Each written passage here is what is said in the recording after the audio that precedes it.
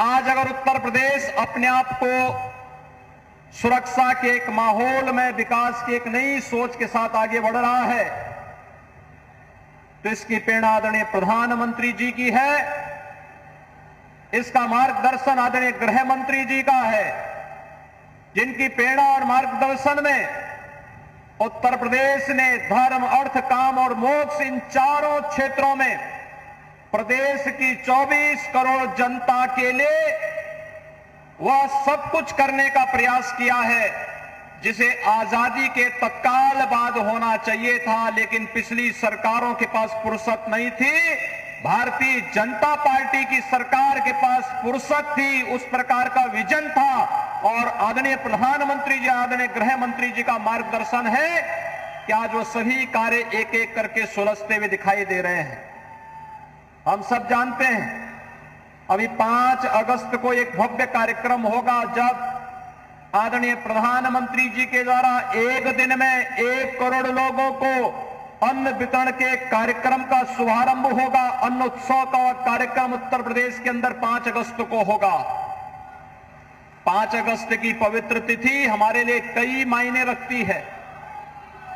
5 अगस्त की तिथि surgical strike के लिए भी जानी जाती है।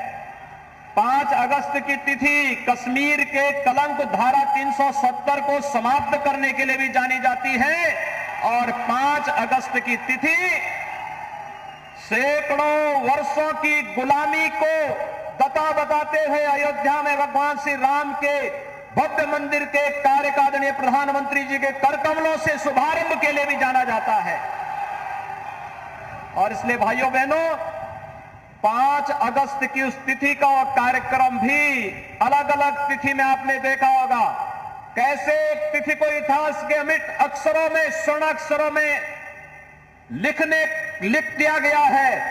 5 अगस्त की वह तिथि भारतीय इतिहास के लिए उसी प्रकार से अमर हो गई जो आजादी के बाद कुछ सरकारों ने इस देश में आतंकवाद के रूप में देने का प्रयास किया था, लेकिन आदरणीय प्रधानमंत्री जी के मार्गदर्शन में माननीय गृह मंत्री जी ने कश्मीर के धारा 370 को, आतंकवाद की जन्य उस धारा को सदैव के लिए समाप्त करके आतंकवाद को हमेशा के लिए नेस्तनाबूद करने का कार्य भारत की धरती से किया है। जब भी नेतृत्व यशस्वी होता है, निस्वार्थ भाव के साथ कार्य करता है, तो देश के बारे में सोचता है।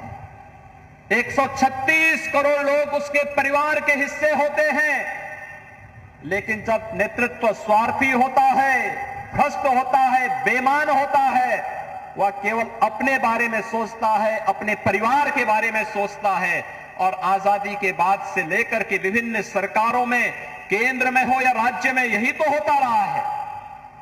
आज अगर प्रदेश में सुरक्षा का वातावरण है, इसकी प्रेरणा किसकी है?